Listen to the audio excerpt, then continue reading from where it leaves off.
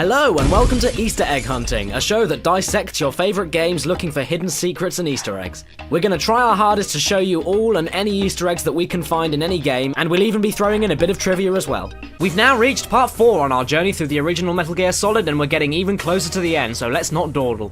After your first lovely torture session with Ocelot, you'll get a chance to run around your cell. If we head up to the walls and knock on them, or if we just randomly hit circle to perform combos in the air, Johnny Sasaki, the guard watching you, will ask you politely to be quiet. Shut up! Shut up in there, will ya? Well, kind of. Hiding under the bed makes him also say this. What the hell are you doing? And then you can also have a go at calling Naomi whilst in the cell. If we do it at the right moment, we can get her to, yet again, break the fourth wall for us. She does this by telling you that she can heal your arm from the torture pains by telling you to place the controller on it and then let the vibrations soothe you back to health. How does that feel, Snake? A little better? How did you do that? And now we can get up to all sorts of mischief as we can escape this cell in multiple ways. The first way is as follows. Wait for Johnny to head off to the bathroom or fall asleep. Whilst he isn't looking, hide under the bed. When he returns and notices that you're not there, he'll open the cell up and look for you, and he's all confused and lost, and it's quite cute. And then you can just sneak attack him and run away. The second way is to wait for Otacon, or give him a call whilst in the cell, and then a few moments later he'll arrive to help you with some ketchup.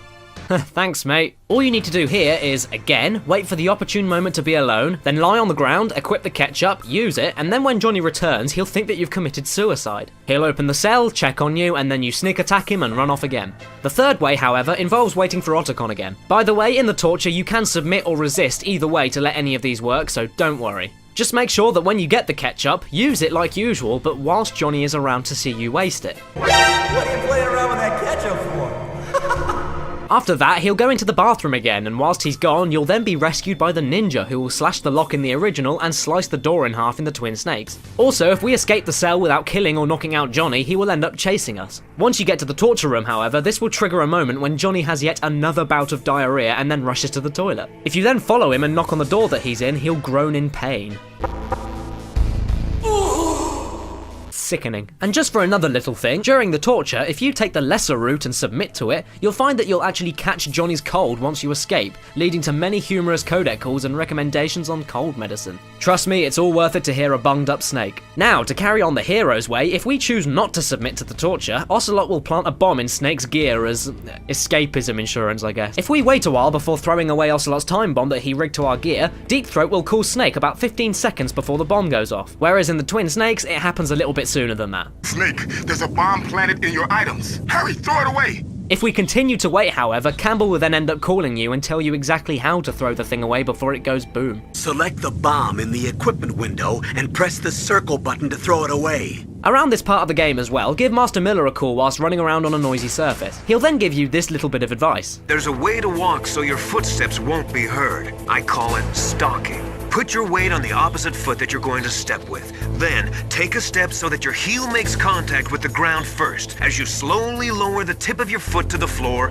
gradually shift your weight onto that foot. Snake then replies that he's frustrated and can't do it, to which Miller replies, Another way is to wear your socks over your shoes. In the Twin Snakes, however, this line ends up actually being changed. In practical terms, you should be moving the control stick very gently. Like many other moments of this game, another throwback to Metal Gear 2 is visible after this section with the spiral staircase chase scene, where a near identical event occurs. After all that madness, things get even more mad when we have to fight a Hind D gunship of all things. Just before this battle though, when you first see the gunship itself, try calling Miller, and then you'll see that we get no response from him. This is actually a strong foreshadowing to Miller's true identity, as some of you already know. Then we can get to the actual battle, where another fourth wall codec moment can be performed here by calling Campbell, who will tell you, to help you out with locating the gunship, to listen out for the rotor blades of it with your stereo TV. However, setting the game sound to mono, or playing on a mono TV, provokes the following call of disbelief. Huh? Snake, you're not using a stereo TV?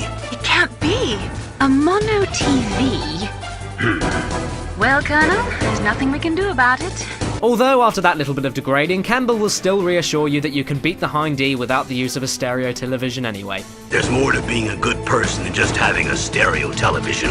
Brilliant. Later onwards, we then become part of this nightmarish elevator ambush with stealth camouflaged assassins. This is, again, another throwback to Metal Gear 2, where nearly the exact same thing happens.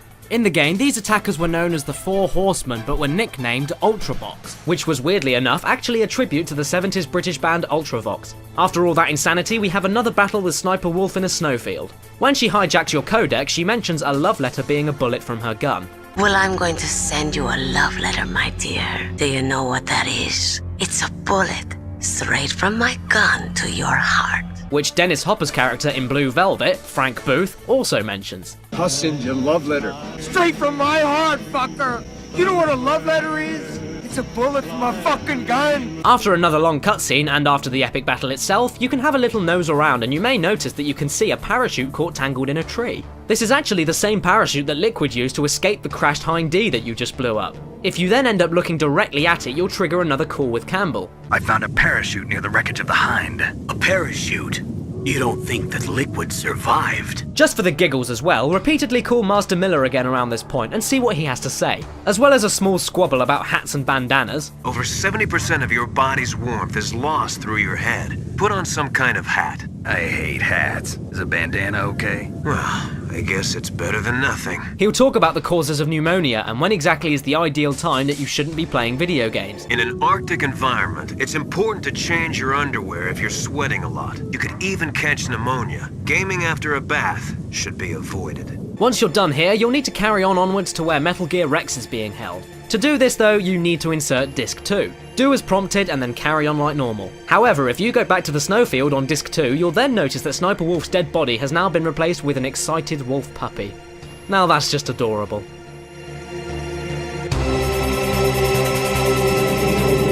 Thanks for watching and let us know if we've missed any Easter eggs. Keep in mind that we're finding these eggs in order of appearance in the game and there's plenty more stuff to come. If you want to see more of my stupid stuff and you want to hear me talk very quickly, then have a look at my last very quick current quickie video game quick video. You can also check out more videos to the side and don't forget to check out VGFacts.com.